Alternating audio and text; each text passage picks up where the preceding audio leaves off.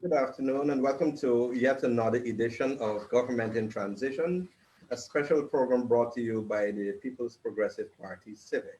I have the honor of having some discussions this afternoon with first PPP's executive, Ms. Gail Teixeira, and former Finance Minister Bishop Juan Edghill.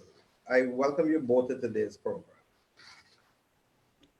Well, good morning, Thank you. everybody, and thank you for listening to our program. We hope we'll be able to enlighten you on a number of developments that have been taking place. Okay, I have not had an opportunity, Gail, and I'm going to lead off with you. I have not had an opportunity to speak with you on these and many other issues recently. Uh, our electoral impasse is currently at the state at the doorstep of the Caribbean Court of Justice. As we enter the week where the CCJ and the nation eagerly anticipates a ruling by the CCJ, where do we go from here? Again, I'm going to ask you first about expectations and where do we go from here? This also, I would like you to place against a backdrop of commitments being made and same commitments being worked against. And I'm referring specifically to the APNU FC presidential candidate, who has been very duplicitous in his commitments, in his utterances and his actions. Utterances versus actions, very, very conflicted. Gail? Yeah, good morning, Michael and Bishop again. I think last week there were some really interesting developments in terms of the CCJ single day hearing and the ICJ Guyana going before the ICJ in relation to the Guyana Venezuela border controversy, and also the meeting of the heads of government on Friday. In relation to the CCJ, obviously we're waiting for the ruling on Wednesday. And we have a clear indication from the CARICOM, the former chairperson of the heads of government and the present, Dr. Ralph Gonzalez, that they will not tolerate any situation where Guyana would be swearing in a government that is not based on the certified recount statements that what was concluded on June the 9th. So that I think there are very clear indications globally, internationally, regionally of the status of Guyana in their mind and what the GCOM and the President Granger expected to do. At the same time last week, you had Mr. Granger making these statements that shows that despite all of his things about abiding by the Constitution and law, in fact, he is prepared to violate the Constitution once again. In fact, a point I just want to emphasize is that we've talked about the Granger administration being a caretaker one from the time of the no confidence motion. But from the time of the elections, the Granger administration is really in a holding mechanism only. It isn't even really a caretaker government. And I know Bishop has a lot of information on that and what they've been doing. But Granger's position that he's supporting Lowenfield's fraudulent results, and he'd be willing to accept those, does cause some concern. If whichever way the CCJ rules, whichever way it rules, the point is that we'll be back at GCOM with Claudette Singh having to stand by her position and what she put in writing to the CEO that it has to be the recount results. Just an aside, yesterday in the Trinidadian newspaper, The Guardian, the APNU put in an entire one-page ad advising why the CCJ could not have jurisdiction in the case. A rather desperate move by APNU to do that while the case is still pending to hear what the CCJ will say. And so it could be viewed in many ways by the judges themselves as something that shouldn't be done. But actually, Purely unethical. Purely unethical. Purely unethical.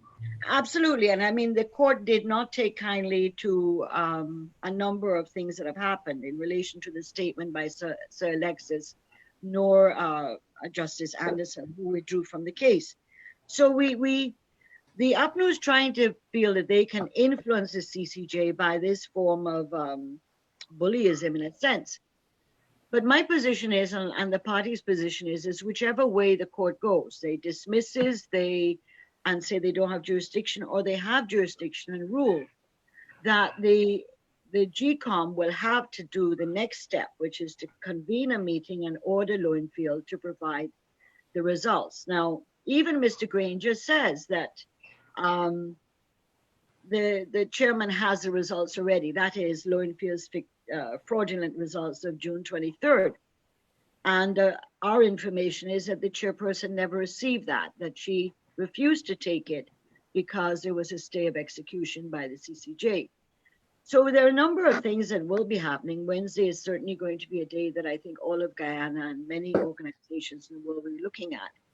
And immediately thereafter, obviously there are concerns that Granger isn't going to accept anything but the Lowenfield results. And therefore, we'll have to see how that unfolds based on GCOM's position and what the chairman does. And hopefully she sticks with her position that she took on June the 16th.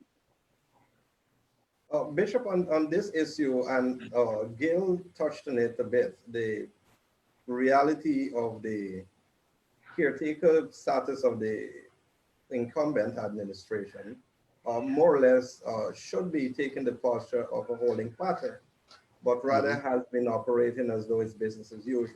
Yeah. Your views on this, Bishop?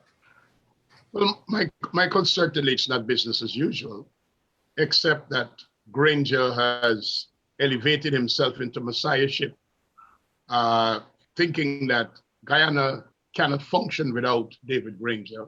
So he inserts himself in a manner as if he is legitimate, lawful, and constitutional, when he is not. The actions that are being undertaken by the Granger administration, that de facto fallen, defeated government that has since been voted out of office on March 2nd, is unacceptable. Expending large sums of money, making serious appointments, entering into major contracts, and all of these things. This is unheard of. This is despicable. It's vulgar. It is something that should have never happened. People in the free world frown upon such behavior. People who embrace the rule of law and democracy see this as a slap in the face of everything that is decent. And to say that the gentleman who does this, do it with a straight face, saying, I've never broken the Constitution, I've never broken any law, I'm doing everything that is right. And so that lingering term that has been used, the sanctimonious gangster, keeps playing and playing and playing and playing.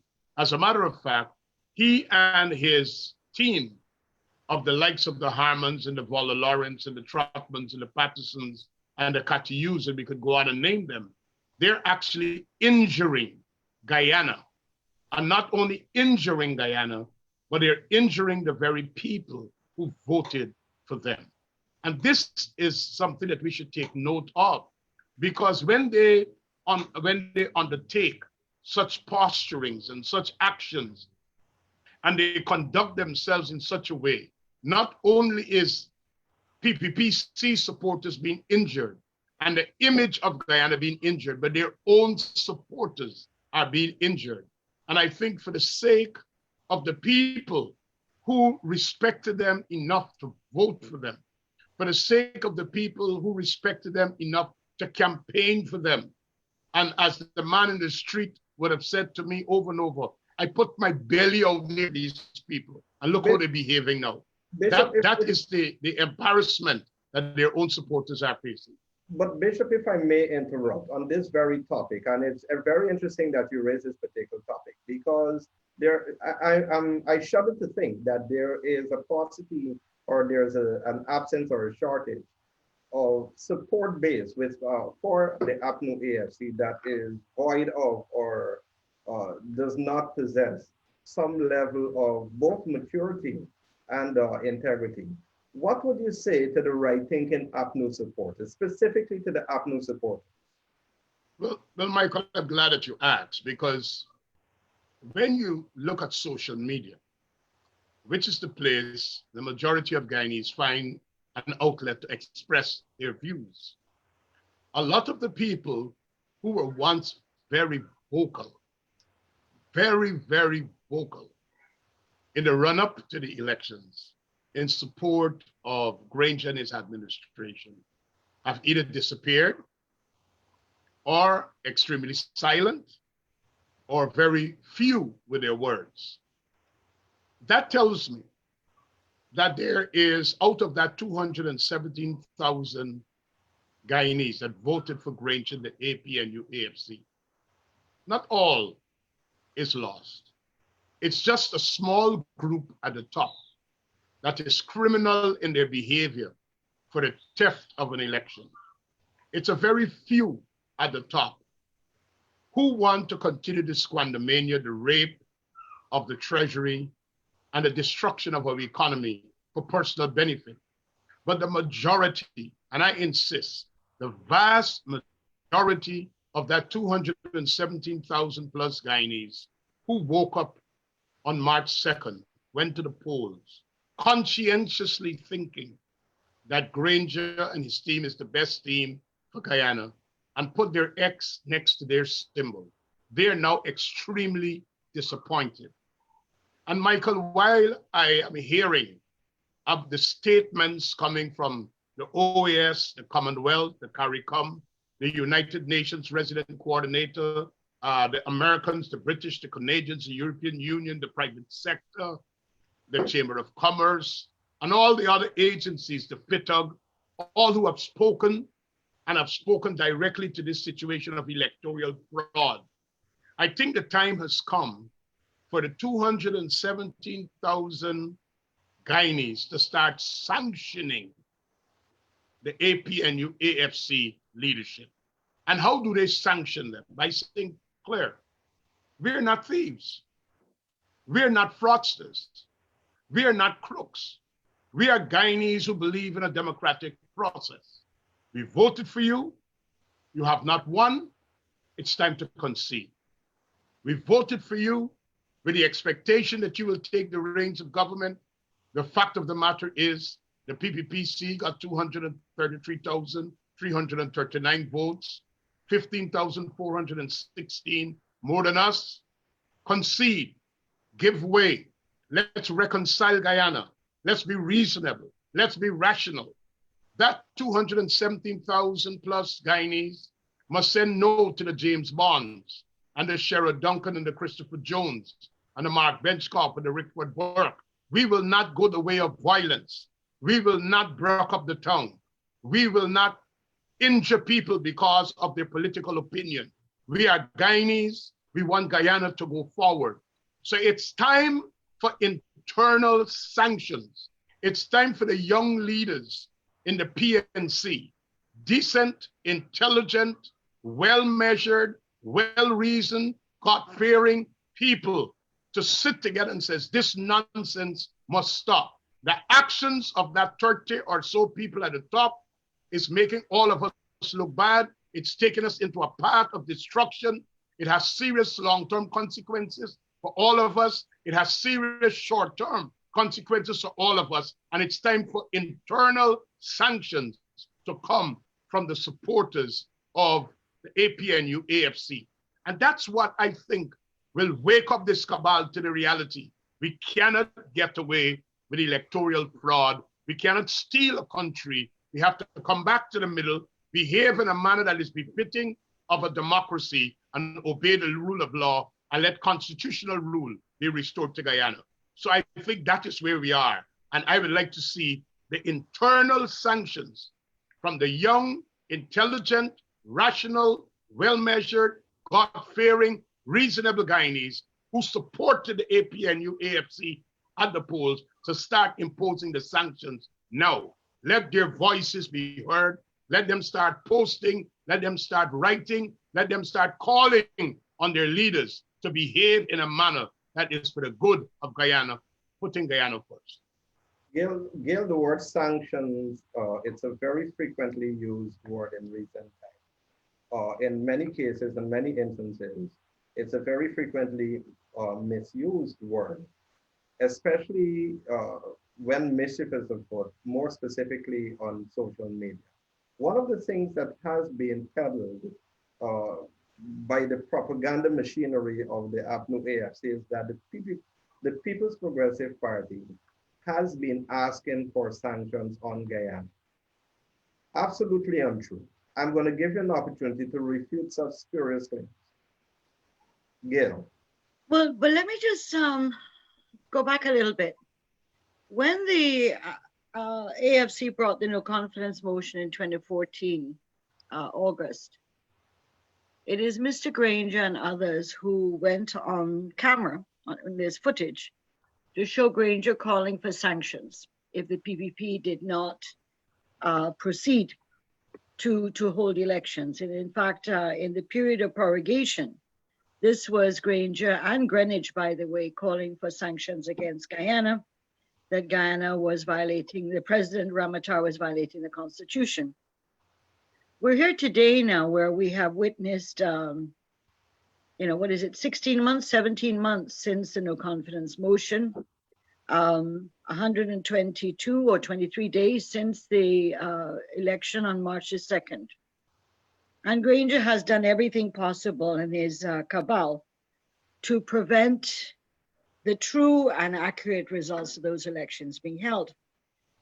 He knows the results of the SOPs. And in fact, in 2015, Granger is the one who said that the SOPs must be statements of poll of what must be used to find the results of the election.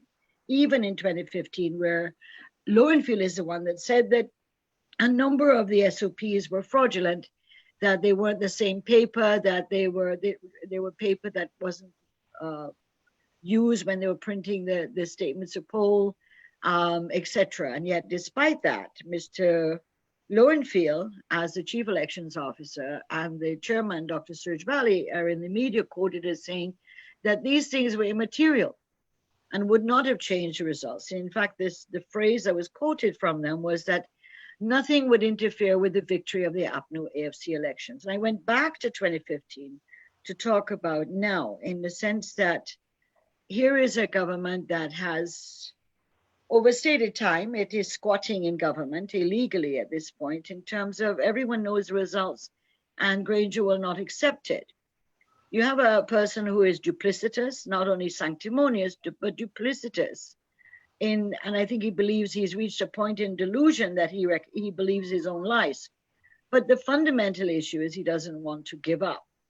And so when you watch what the international observers, the different countries have been saying in international bodies, they started out very softly in the beginning, after March 7th and the 14th, and saying, let's go to a recount, let's see what happens, but we will not accept the results from the fraudulent Region 4 count or tabulation. They have progressed from that, which was around March 14, to what is this week, where you have the governments and other countries now saying that the recount must be used to swear in a government and anything else is illegitimate, and going further and saying that there would be serious consequences.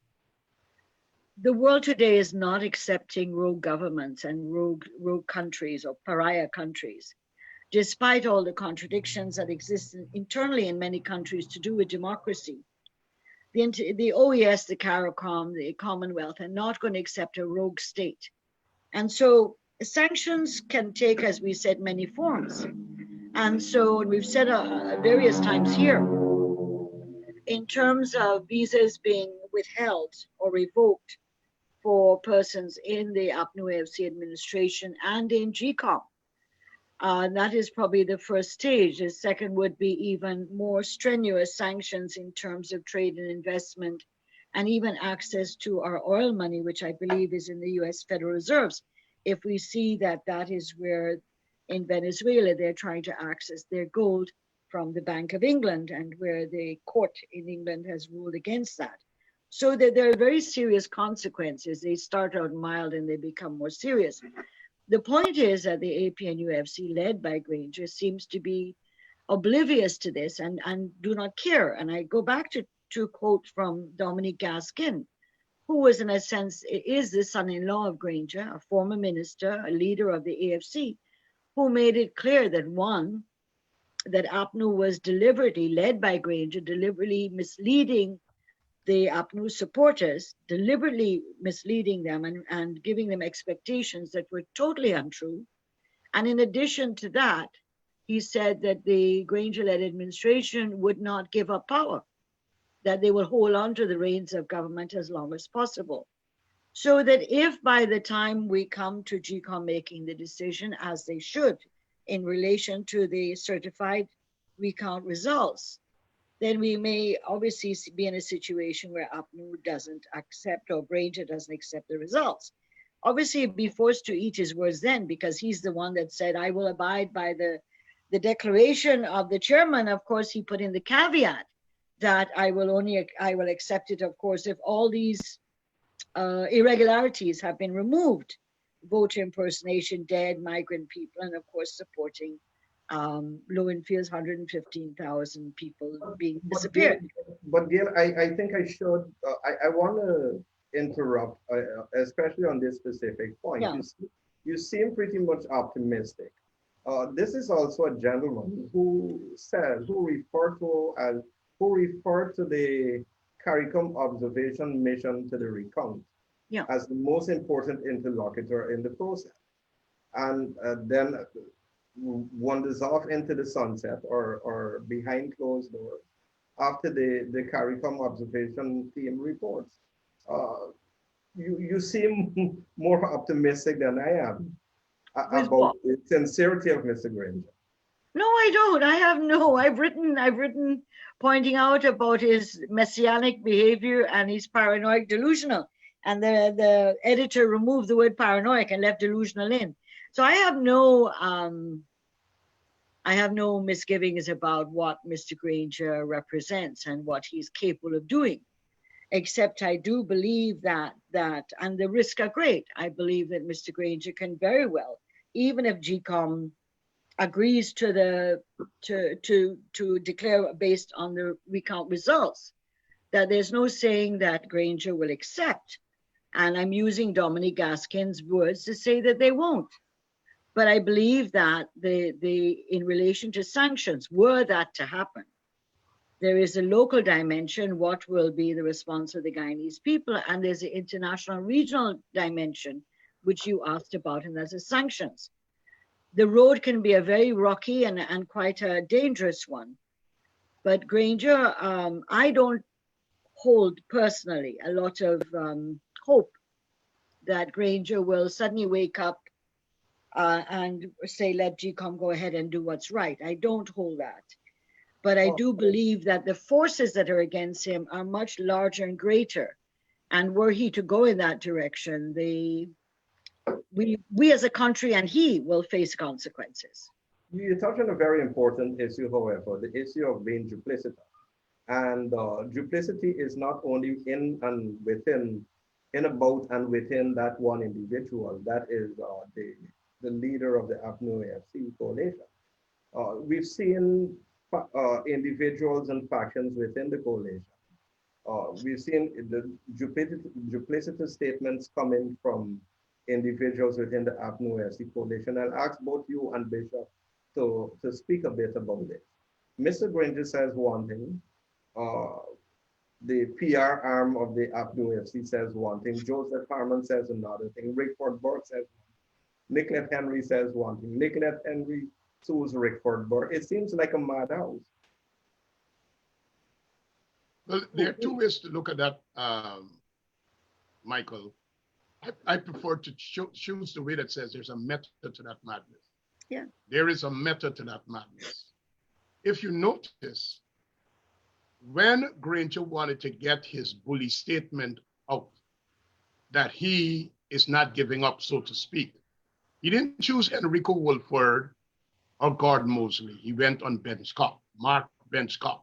A particular following takes to Benchcop radio, and he wanted to speak to that crowd. Cheryl Duncan and Christopher Jones on a daily basis speaks to a particular crowd. Rickford Burke, who lives overseas, speaks to a particular crowd. James Bond, when he goes into Sophia and All Boys Town and Tiger Bay and East and West Rongvelt, he's speaking to a particular crowd. And that is why There's a method to the madness. So you want to cuss out the CARICOM heads of government, you put Joseph Harmon, and then you come out and say, for you, it's not interfering. It's a way of keeping good and the sweet while cussing at the same time. There's a method to this madness. But Michael, permit me to say this. The vendor who plies their trade in Georgetown, New Amsterdam, Linden, Nana Regina, Bartica, or Mabaruma, the minibus driver, the taxi driver, the barber, the hairdresser, the school teacher, the soldier, the police, the nurse, all of these people must know something. David Granger leaves office, he has a pension package that allows him to get 7/8 of the salary of the sitting president as a pension. Water, electricity, telephone, medical expenses paid. Security, maid, gardener, and the whole works continue. He is set for life. He is destroying your income. He is destroying your future while his is secure. And that is where the sanctions, the internal sanctions, got to come. People got to rise up and start saying, we have to hustle to make a living, but you and your guys set. Joseph Harmon, he will have a pension that is almost 3/4 or 7/8 of his $1 million salary, depending on how many years he has spent in Parliament. Nagamutu will get a pension that is 7/8 of his highest parliamentary salary as Prime Minister, which is going to be about $1.2 or $1.3 million a month, plus other benefits. These people have their lives set. The ordinary man who got a loan and is trying to complete his house or to pay back for his car is struggling.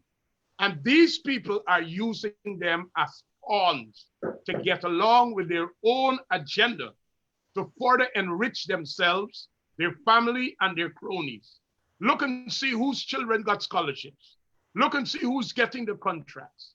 Look and see who's getting the lands that are being given away. Look and see who's getting the big jobs. Are not the 200,000 people who got up and went and voted for them? It's a small group, friends, family, and cronies. And that is why supporters of the PNC, activists of the PNC, young Turks of the PNC, APNU, AFC grouping must now come to a place to realize, hey, we ain't taking this using any more.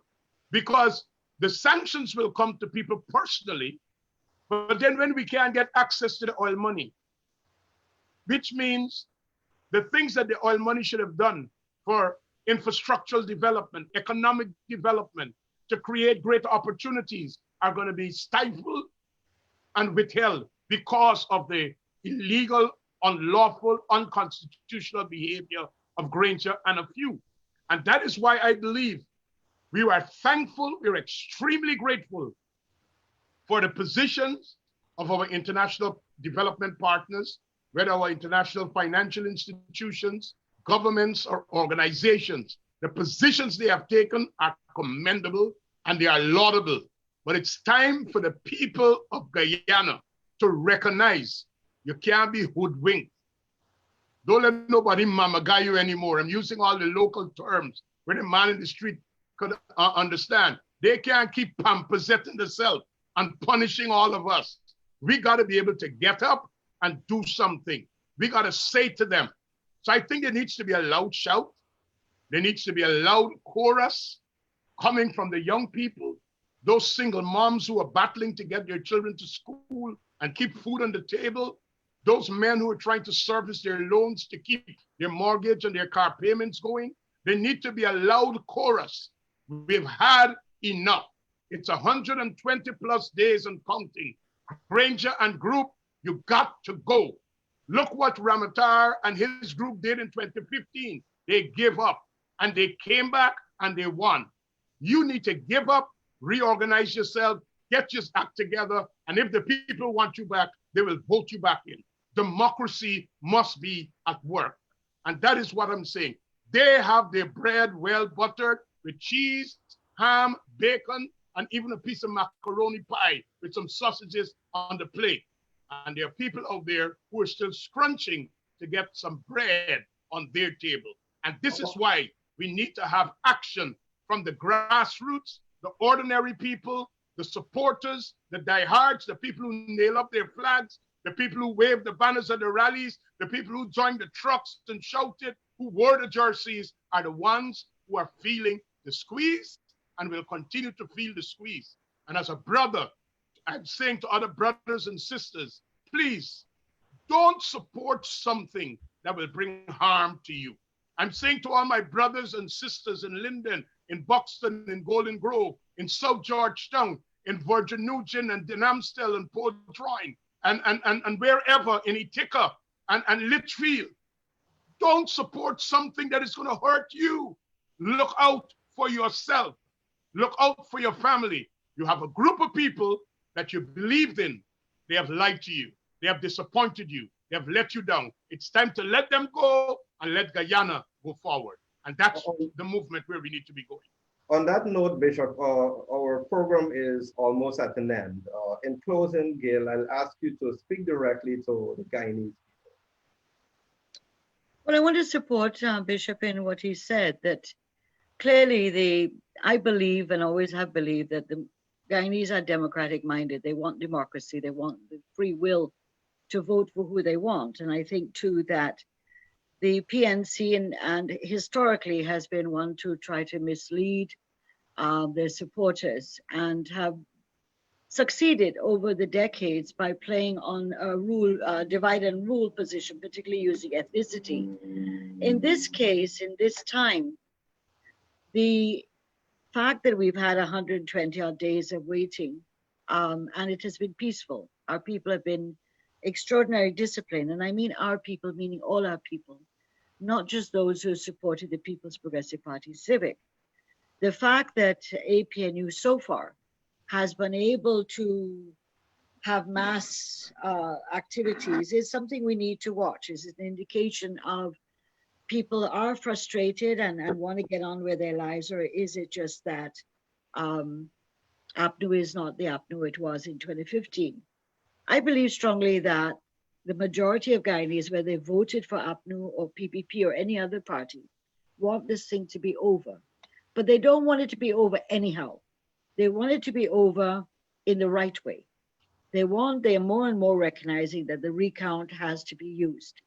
APNU AFC was defeated twice, actually 3 times. It was defeated as a government on December 21st, 2018. They're defeated on March the 2nd elections, and they're defeated on the end of the recount, at the end of the recount on June the 9th. And I think now that the doubting Thomases, even among their own supporters, now recognize that how is it they've been found defeated twice, and where are these other things coming from that Grange himself is leading? So I think that and I hope that the majority of Guyanese will stick by what they've been doing all this time and remaining faithful to the whole belief that democracy will prevail and that the rightful winner, the winner who won at the March 2nd and the recount, will become the government of Guyana, and that they want to get back on to their lives. Everything has been paused even before the elections and since the elections, and exacerbated by COVID-19. And people are really, really suffering in this country at all levels, in the interior, in the vendors, the taxi drivers, minibus drivers, businesses, everywhere. Things are getting worse and worse. And so for our supporters, those who support the PEPs, to say to stay disciplined, to stay vigilant, and we will keep in contact. And for those who are APNU supporters, as Bishop said, that you can't, the APNU and Granger have misled you, have misinformed you. And it is time now, whether silently or actively, to allow the democratic process in our country to prevail and to allow that the rightful winner, the People's Progressive Party Civic, will become the government, and we will do the social programs and the housing programs that are not discriminatory, that everyone will benefit as we go along. And of course, we have to repair an economy that is severely damaged by the APNU AFC government. So I'm saying to people, For those who want to see Irfan Ali sworn in, don't give up, stay strong. And for those who are beginning to wonder what were they really supporting when they voted for Granger, to start thinking very carefully about where is Guyana going and what it will be for them, not Granger and not the cabal that Bishop spoke about. People's Progressive Party Executive Gail Teixeira, former Finance Minister Bishop Juan Edghill, I thank you both for being a part of this program. Okay, thank you. Goodbye. I am Michael God bless Gordon. you. You've been God bless you all. watching Government in Transition. Stay tuned for another program. My colleague Edward Lane will be on at 8 p.m. Thank you.